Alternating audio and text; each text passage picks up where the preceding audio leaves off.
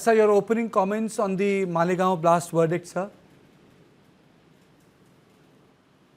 First of all, I think it's a very important observation by the court that there is no religion of terrorism, and no religion advocates terrorism.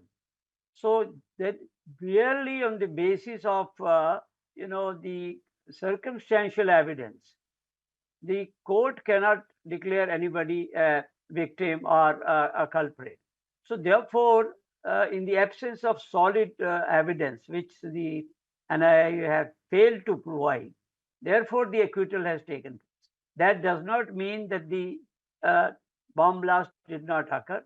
Therefore, the court has, as somebody was asking, that now they want, they have in fact asked ATS that there should be an inquiry into Sudhakar Chaturvedi's case, because it was the plea of the prosecution that Chaturvedi's residence there was an RDX, and which was now there picked up by Colonel Purohit. For that there is no evidence, but the fact remains that there needs to be a further inquiry into the role of Mr. Chaturvedi. So I think compensation which the court has declared, that is also, I think, some relief to the victim families, that 2 lakh each to the those injured and 50,000 each as compensation. But as somebody was very rightly pointing out, that the victim side has all the rights to go to the higher court and appeal.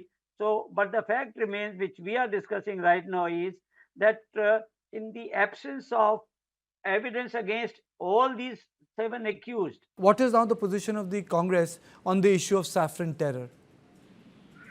I have not gone through this judgment. Let us go through this judgment. But as I remember, after arguments on last date, court came to this conclusion.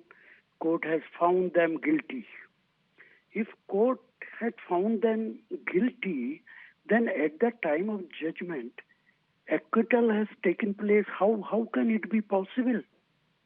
On one side, if court decided that they are guilty, and now at the time of judgment, court says that there is no crime against these 2-3 persons or whatever they are.